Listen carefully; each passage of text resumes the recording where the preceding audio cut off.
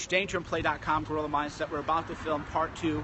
We are discussing genocide in South Africa, the genocidal conditions that are spreading, the terrorism that is spreading down there. We just did an amazing part 1 already to talk about the socio-political conditions going on. That video will be saved. I encourage you to save it, upload it, share it. We're going to talk now part 2. We're going to find out what this organization is, what are they doing, why are they in America, what kind of really is it all about. They are going to be going live here in just a couple of minutes, so be sure to retweet this video, share the video. We want this message to get out to as many people as possible, because fake news is not going to tell you this. You're not going to find this in the BBC, the LA Times, the New York Times. You're not going to find it anywhere. You're only going to find it at Cernovich Media, because I'm the only person. Well, Paul Joseph Watson, we got to talk to him. There are other courageous people, so don't get me wrong. There are courageous journalists.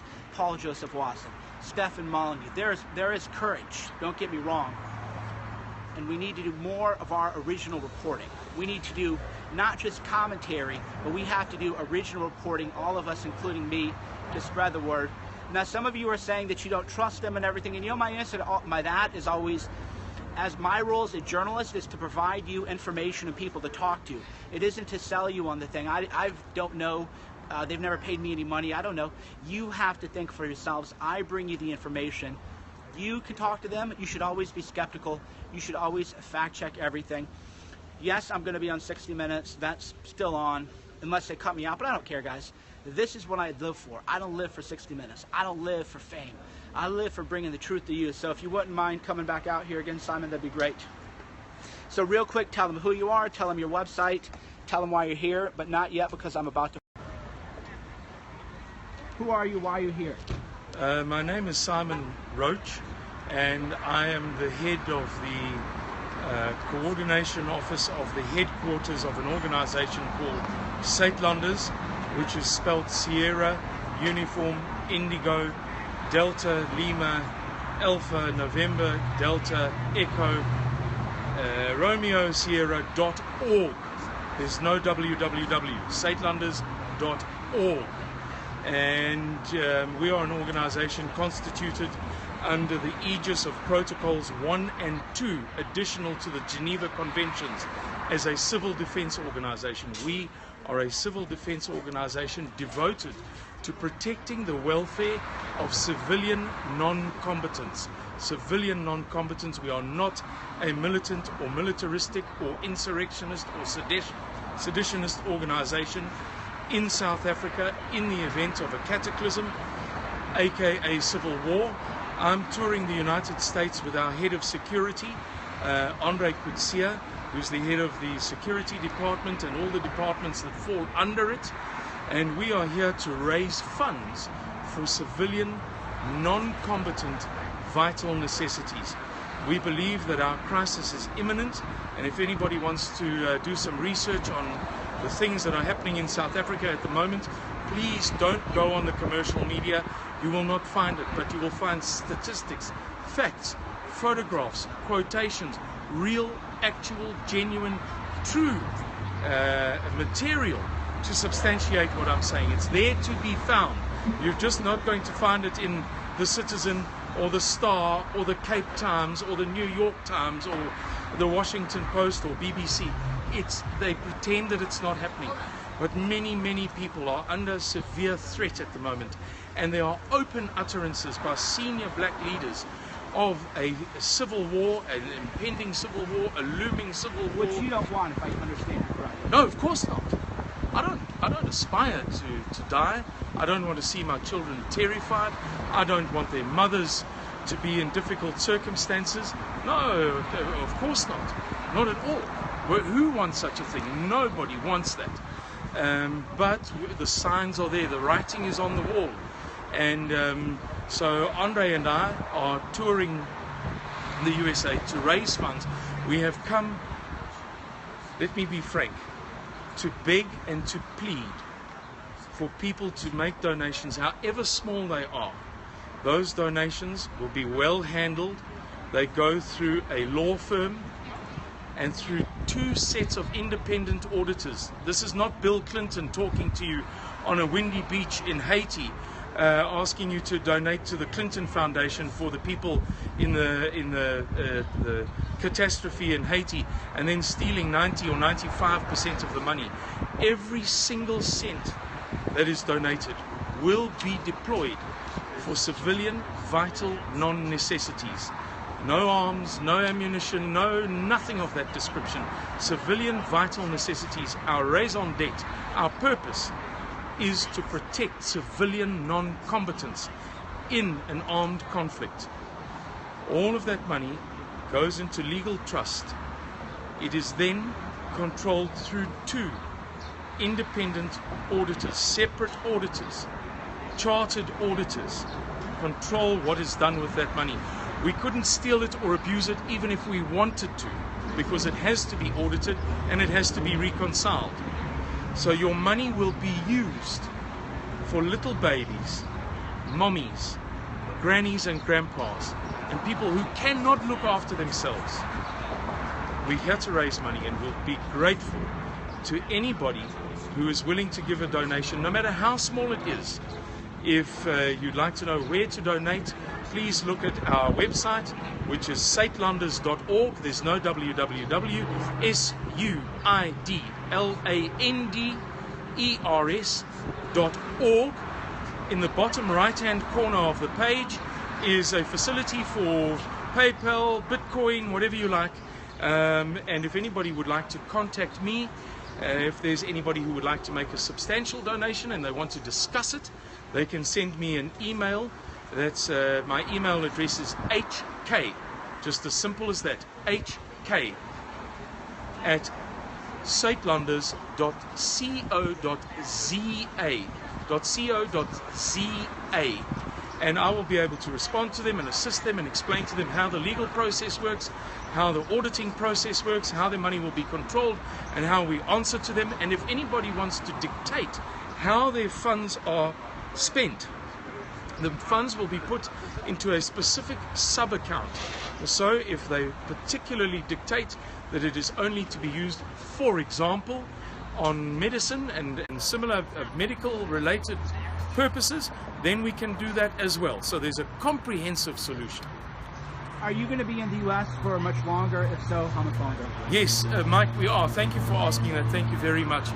We have been here for 3 weeks, and we've traveled all the way from Daytona to Los Angeles. We were in San Francisco yesterday and the day before, and now we're heading up to Arizona and New Mexico on the I-40. We'll go eastwards on I-40 to do a presentation in Oklahoma City next weekend. And after that we'll be going up to Cedar Rapids in Michigan. Beg your pardon. Oh, hang on, I'm getting a bit confused. So let me just keep it simple. People can send me an email. Forgive me, but I'm still not 100% familiar with all the geography. Do you have a Twitter account? Or?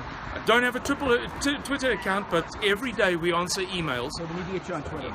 We can. We'll be going up to Michigan, to Illinois, Indiana, and Idaho before going to the Pacific Northwest. And after the Pacific Northwest, we'll be going to Canada. And then we have a series of appointments in Western Europe.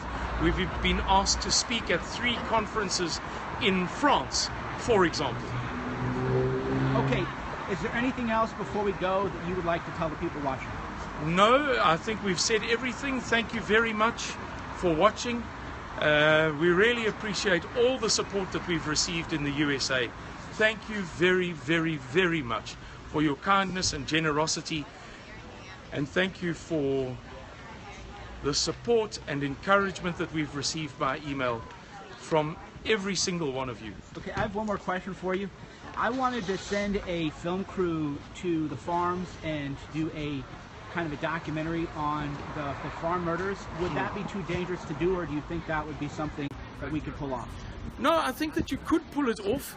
Bear in mind that some areas in South Africa are notoriously dangerous. That's just a fact. You know, if you take certain roads, you're taking your life in your hands. It's not wise and it's not sensible to do. But obviously, You can go to other places, remote areas, and you'll receive magnificent hospitality from the people there who will welcome you with open arms. You know, in the Afrikaner culture, the Afrikaner Boer culture, hospitality is one of the bedrocks. So people would love to have you there, and they'll take good care of you, and they'll tell you what's safe and what's not safe, and where you shouldn't go and where you shouldn't go, and how many people you should go with. And if you have women on your team, then they will give specific advice for those women. But there aren't really any documentaries or films about the genocide in the farms, are there? There are a couple of South African ones, one in the Afrikaans language, so it hasn't seen the light of day in the Anglophone world, and there's an English language one as well. But unfortunately, it's so gruesome that most people can't watch it. I, for example, could never in a million years watch it. I can't take the responsibilities that I do and do the work that I do for the people that I do. You know, and watch something like that, it would tip me over the edge. My job is traumatic enough as it is. So many people have kept away from some of those. In other words, people, because I've read the stories and they're so horrific.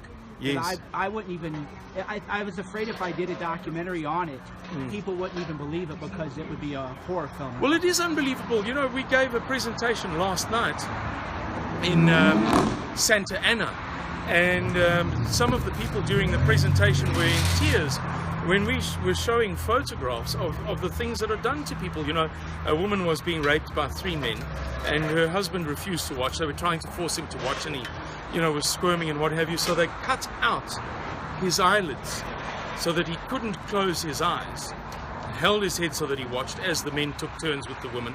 The woman struggled and screamed and what have you, and in a fit of viciousness, they took a knife and put it under her kneecap and then yanked it up, cutting her kneecap off of her leg. This is one, there are thousands and thousands and thousands of stories like this, which liberals, not only, by the way, in the West or in the Northern Hemisphere, pretend are not true. There are, I wanted to say millions, but let's say many hundreds of thousands of liberals in South Africa who pretend that this doesn't happen until it happens to them. Then all of a sudden it's a serious thing. They have no soul, nothing inside of them to inspire them to compassion for what somebody else is going through, regardless that it's happened to them. There's a very famous case of the wife of a famous author in South Africa who was as liberal as the day is long for her whole life until she got attacked twice at home, and then she promptly moved to England. You know, it's lovely for the liberals. It's simply not true until it happens to them. Thank you again. You're Simon Roche at Suidlanders, SUIDLANDERS.org. That's right. Say that again for the people. Yes, it's Sierra, Uniform, Indigo, Delta, Lima, Alpha, November, Delta, Echo, Romeo, Sierra, SUIDLANDERS.org. Please support us. Please help us. Already over 74,000 white people have been murdered during the period of this utopian new South African democracy. The government doesn't want to do anything about it. Dr. Gregory Stanton of Genocide Watch has said that this is being tacitly orchestrated, that it is being orchestrated by those in power. So we need your help to look after ourselves, because the government of the African National Congress is never going to be the one to solve this problem. Okay, one quick question. People are asking, and I have my own answer. A lot of people are saying, well, why don't white people just leave? I'm not going to leave. I'm not going to give in to barbarianism. I'm going to stand my ground in a country that I love with my whole heart. As a young person, I was vilified, even by people close to me, for the fact that I had close relations with black people and Indian people. There's a very large Indian population in my hometown. I was jailed, arrested and jailed for the African National Congress. I lived, and I'm the only person that anybody will ever find on YouTube or anywhere else who lived in a black migrant labor hostel, in a room the size of an average size lounge, 36 men sleeping spoon size on single bed, spoonways on single bed. I have nothing to be ashamed of as far as compassion for black people, colored people, Indian people, Chinese people, you name it, is concerned. I have nothing to be ashamed of. Let's let these people through. Yeah, come on, of course. Sorry. Please, go. Recognize that accent. Oh, the I South African recognize accent. that accent too. Yeah. The South African ladies just Okay, walked great. past. Go ahead and commentary. All right, so small world. We have a couple South Africans. So I'll let them talk. But yeah, I mean, this is just really, this is really powerful stuff. This is real journalism. This is why tonight, in a couple hours, this is why 60 Minutes wants me off the air. This is why they want to ban me from social media, from Twitter. 60 Minutes tonight, they're not talking to me because they want to be my friend. What you just watched, especially in that previous Periscope, you're not going to find that information in the mainstream media. They don't care about child rape. They don't care about murder. They don't care about women being raped in front of their husbands, being butchered. Old women having drills being drilled into their kneecaps. This is all true. So the fake news, they want to shut me down so bad. They are so desperate. This is why I call them a death cult. And I tell you, we are in a fight for our survival now. This is coming to America. If you watched part 1, and if you haven't already, I encourage you to. Watch part 1 and talk about the parallels. Fake news media won't cover it. Media cover-ups. Free speech laws no longer exist. It's hate speech. Vilifying entire groups of people. Saying that what happens to you, you deserve it. This is all coming to America. The parallels are ominous. So what we're working on now is I want to send a film crew to South Africa, to the farms, and report about the truth about that, but that's a different project. In the meantime, watch these earlier videos. Suidlanders.org, SUIDLANDERS is the website. Simon Roach is who you just heard from. Thank you everybody for tuning in. This is Mike Cernovich from Danger and Play.